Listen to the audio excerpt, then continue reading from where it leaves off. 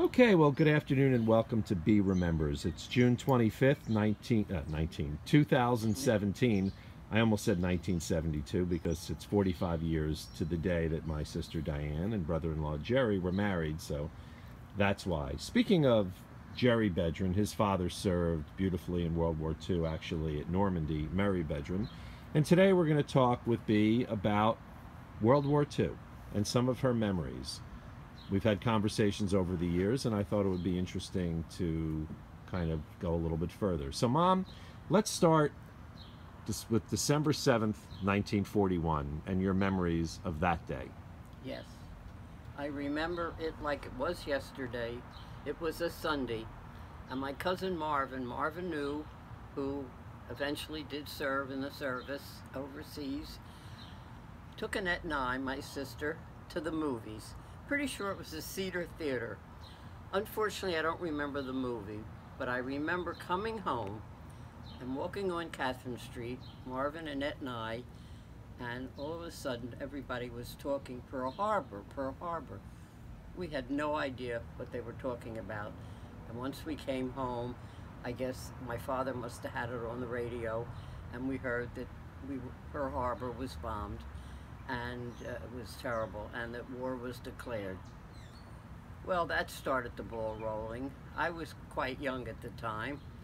Let's see, I was born in 27, and that was, so what was I? I'd have to figure out how old I was. Oh, you were 15? 14, No, 14, probably. I think, Yeah. something like that. And right away, our street was that a drop of... A little drop of rain, but I it's felt okay. It's not something. too bad. Okay. The street became very patriotic, and of course most of them were men that were married with children. We didn't have a lot of real young men. I'm sure some men, people that I didn't know, were going to serve. Well, my father he would have wanted to go because he wanted to jump at the first thing, but he became an air raid warden. And what exactly did that mean in meant, West Philadelphia? Okay, he would walk the streets at night, and probably have a flashlight in his hand, and make sure that people had their shades closed and no lights showing, because that's what we were afraid of, that, you know, the planes would come and they would see light, the houses were lit, and they would bomb them. I guess we were scared. So he was an air raid warden. There were a lot of them on the street.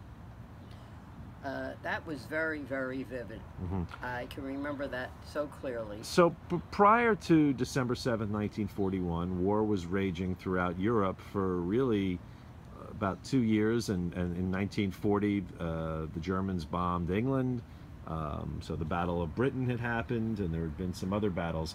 What had you been hearing about what was going on in Europe, and what was the consensus of the people in your neighborhood? Should America get involved in this world war after 30 years later having dealt with a similar situation in World War I? Well, I guess that the people at that time were really very patriotic, and right away everyone said we've got to get in and you know, kill those Germans and Japs. Mm-hmm. And if there was anything that you got that was made in Japan, oh gosh, you threw it away. You wanted nothing to do with it. And you know, you heard different things, but you know, when you're young like that, and I didn't have any brothers that were of the age that would go to war, so I guess we were not that concerned, except I did have cousins.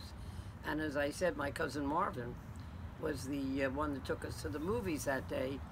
And I don't know if he enlisted or he was drafted, to be honest, but he did go. Right. And he did serve, and he was wounded. He lost sight in an eye, and I think he lost something on his hand, his fingers, but he served out, and thank God he came home safe.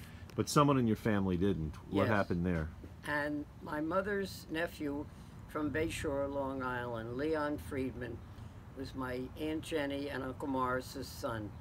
Leon was a young man who used to come to visit us in Philadelphia all the time, and we would visit him in Bayshore. He was a really nice guy.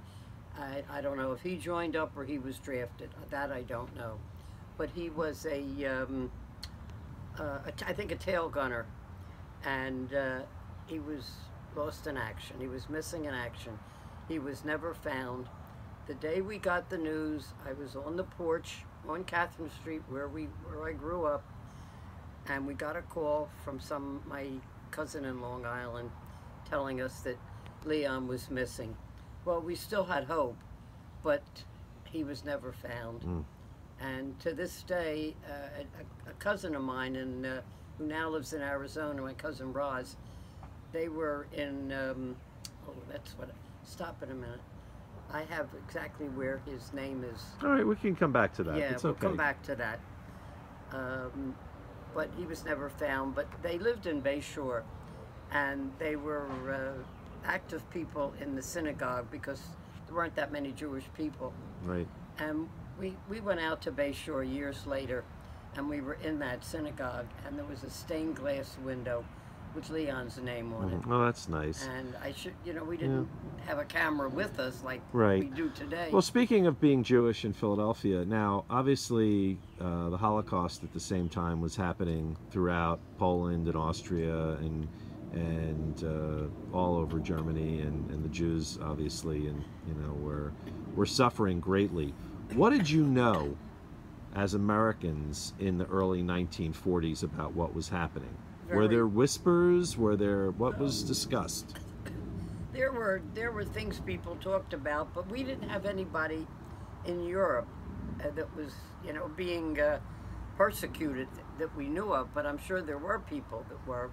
But it was, I think, and also, most of the time our parents didn't tell us a lot of things. Right. I know you were a teenager. You were 14, 15 years old. But you have no memory of people talking about it? No, all I remember is going to the movies and seeing the newsreels showing what was happening. That was really the most of it that we would see. And then, of course, we would hear about different boys that were lost. Right. And a lot of young men, when I was in high school, a lot of them volunteered. They didn't finish high school.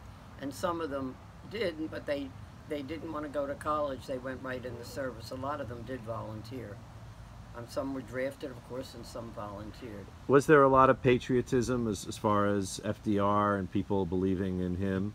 Well, very much so. My father was he was so dedicated to FDR. Right. He just thought he was the most wonderful man in the world. Well, most of America did. They voted 4 times for him. And when he died, I remember that episode too, standing on the porch. We got the news, and everybody, the neighbors were saying, "Oh, what's going to happen to us? What's going to happen to us? FDR is dead." Well, after things came out about how FDR treated the Jews, my father and mother took a trip, and they were up in, I guess it was Hyde Park where he's buried. Right. And I never forgot this. My father said to me, I stood at his grave and I spit on him. Yeah. And that always stayed with me. Yeah. That always stayed with me. There was a lot that wasn't known, and what came out later is that Eleanor Roosevelt fought him tooth and nail to do something about it. And she was very much involved in trying to convince him, and was unable to. And I always remember that Pop, felt that way. And the more I've read about history, the more that is an accurate portrayal. So let's sort of fast forward to the end of the war. How do you remember that? Well, that was exciting. Everything, of course, we didn't have television, but all on the newsreels and on the radio, and you'd go to the movies and you would see everything, and the famous picture with the soldier kissing the nurse. Right. Declaring the war was over, and everybody would come home, and it was a wonderful thing. And as I said, I had 2 other cousins that served, but thank God they all came home. Only poor Leon. Yeah. He was the only one. He was a single guy, and it was just. Was there hope at the end of the war? Did you feel like things would just get better? Well, things started to get better. People were excited about it. And they kept saying it was the war to end all wars. Right. Well, they weren't right. It did not end all wars. So it's something, that you never forget. But as I said, I guess if I had a brother that was going into the service, my cousins were very close, but if it had been a brother, living in the house with us, it would have been, a very, very dramatic thing. Right. When he'd have to leave. Okay. And I know that when Marvin came home, one of my aunts, not his mother, my other aunt Sarah, Aunt Sarah Teitelbaum, she made a big party, and her younger son Bobby, they put him in a uniform. We have pictures of that, Bobby and Marvin coming home from the war. Right. Bobby was little, Marvin was big. Right. Well, thank you for sharing your memories Oh, on this edition of Bea Remembers. Thank you.